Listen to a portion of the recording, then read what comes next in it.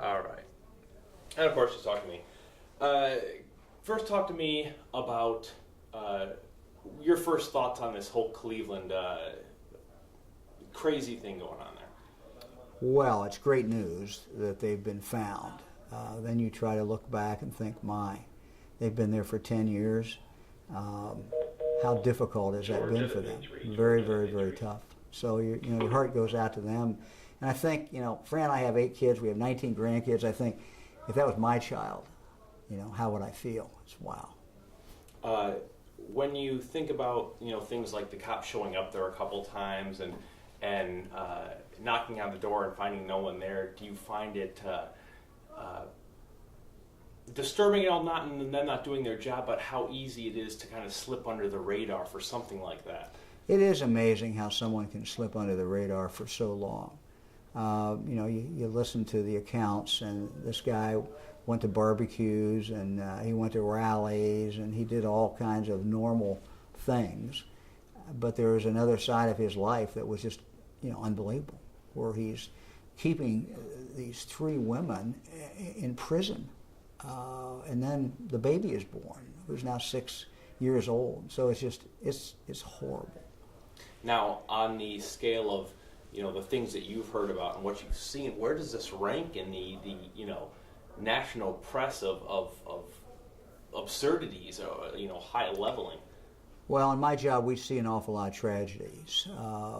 We see just things that are hard to describe, sexual abuse of children and just horrible things. So this is certainly one of the worst that I've ever seen, particularly because it lasted so long. I try to remind people, though, that we've got almost 700 missing children whose pictures are up on the Ohio Attorney General's webpage. And I would encourage anyone who's watching this, go to our webpage. It's ohioattorneygeneral.gov, and look at those pictures and see if there's anybody that you recognize. Some of them, it's been a number of years. You have to kind of age the photo. But we really rely on the public's help to find these missing children. Now, in your experiences, how often does something like this, where the outcome, albeit way down the road, and they obviously have a long road of recovery, but it's a good outcome by all accounts? I think generally the longer it goes without that child being found, the odds get longer and longer that the child will be found safe. But as we found out in this case, there's always hope. And I think the family members should always have hope. And they should be cautious, and they should understand it may not turn out right. But I think it, really behooves all of us to continue to look. And that's why I encourage everyone to go to our webpage. Look, if you see anybody on there that you recognize, or if you think you have any clue to any child that has disappeared or an adult who's disappeared, call the Ohio Attorney General's office. We get calls. We have a 24-hour hotline, and we turn that information right back to the appropriate law enforcement agency and let them see what they can do to run that down. Now, you guys, your office has kind of spearheaded the campaign to do things like this and do things like the child protection with child porn, things like that. What's driven you to kind of make these headways in this kind of direction? When I started my career, I was a young 25-year-old assistant county prosecuting attorney in Greene County, and I think the thing that shocked me the most was the children, the predators who went after kids. I've never gotten over it. And when I became Attorney General, I said I'm going to do what I can to go after these people because they're monsters. I mean, they're just horrible, and they do terrible things to our kids. And so we set up a separate sexual predator unit in our office, and we're going after them. We've always had sexual predators. What they do is they go where the kids are, and historically they would find a kid who was coming home from school, or they would go to a playground, and they still do that. But they also now go another place where the children are, and that's the internet. And they go to the chat rooms. And so our agents go to those chat rooms also and try to find those predators, and we find them. That's where I was going. How effective have you guys been in shutting a lot of these people down and catching them, say, in the kind of trap of setting them up to fail? Well, there's a lot of them out there, but we're starting to make progress, and a lot of local law enforcement agencies are doing a great job as well. One group that we're particularly targeting is these sex offenders who sit on the internet and file share child pornography. Just horrible things that you cannot imagine. And so the child is raped or the child is abused and it's filmed. And then not only that victimization continues time and time again every time someone views it. And there are these people who go on the internet and they share all those files. And so we're going after them. A number of them don't just sit at home and look at this stuff. They go out and act out. And so we're going after them.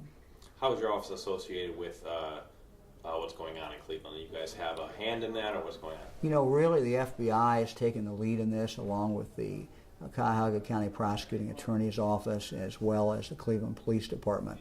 Our role is to come in if people need us to help. But every day we have a unit that works in our office on missing children. Last year we got 19,000 calls or reports of missing children. Now, fortunately, most of them got resolved within 24 hours. But we still had, probably last year at least 100 that we had posted their pictures and we've not been able to find them, and it's been over a year. So we really need the public's help to do this and deal with it. How often do you encounter something like a family member abduction, a parent abducting them, taking them from their other parent instead of, say, a perfect stranger just nabbing them off the street? Well, we can show you the statistics where we know when it is an abduction by one parent, and that does happen. It's just one of the forms of the kidnapping that occurs.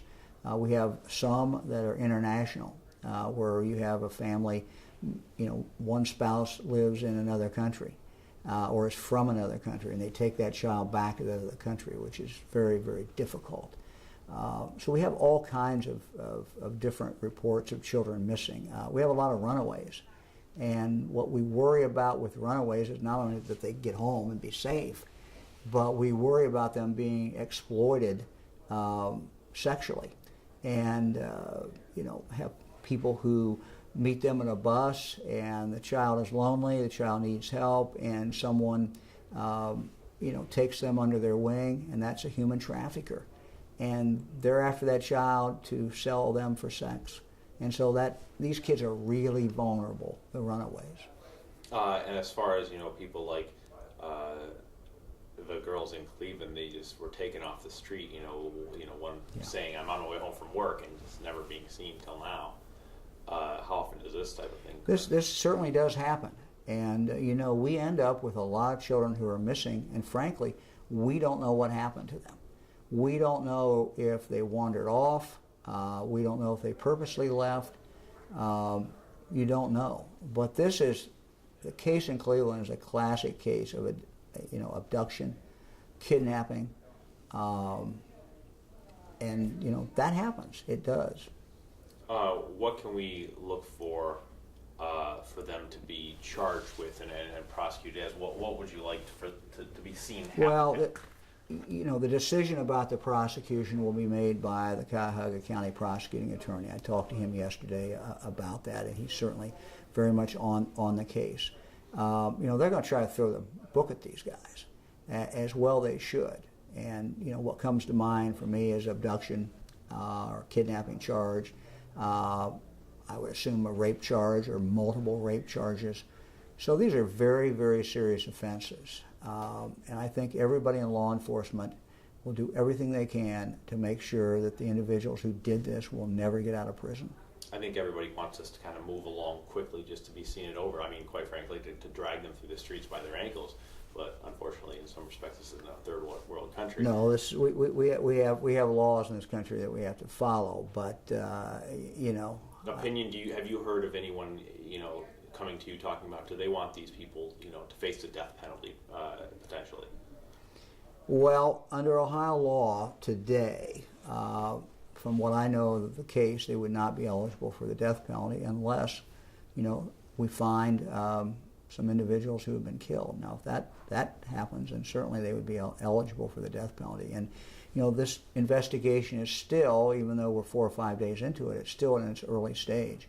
And I would expect that more information will continue to come out in the weeks ahead as the investigators, the FBI, and the local police, Cleveland police, continue to work on it. And finally, again, as we said, these guys, kind of like the next door neighbor, you might not have known or suspected. Well, it is amazing that no one knew, but no one did know. We have no indication that any of the neighbors were trying to hide them. They just did not know. And this guy was living a dual life. I mean, he was out partying, he was out going to barbecues, he was going to rallies, but he had a different life in a different world. And it was a very dark and ugly and horrible world that he created to put these 3 young women in. And finally, we know law enforcement and officials can't cover every inch of everywhere. And how important is it for the general public to keep a vigilant eye for suspicious activity, on any level? I would always encourage people to make that call to the police. If you're thinking you've seen something, call them. They're not going to get mad because you reported something and maybe it doesn't pan out. It's so very, very important. And we tell people that with missing children, but we also tell them that with any other crime that they might think is occurring. They hear something strange in their neighbor's house, a screaming, something, it doesn't hurt to call the police and let them check it out. All right, anything else I think you got it. Yeah, thank you very much. Are you going to any other stations around here? Been to a couple, heading to Cleveland. So. Oh, you're going back now? On to Cleveland. Well, see, I'm from down in Greene County. I'm near Springfield, south of Springfield. So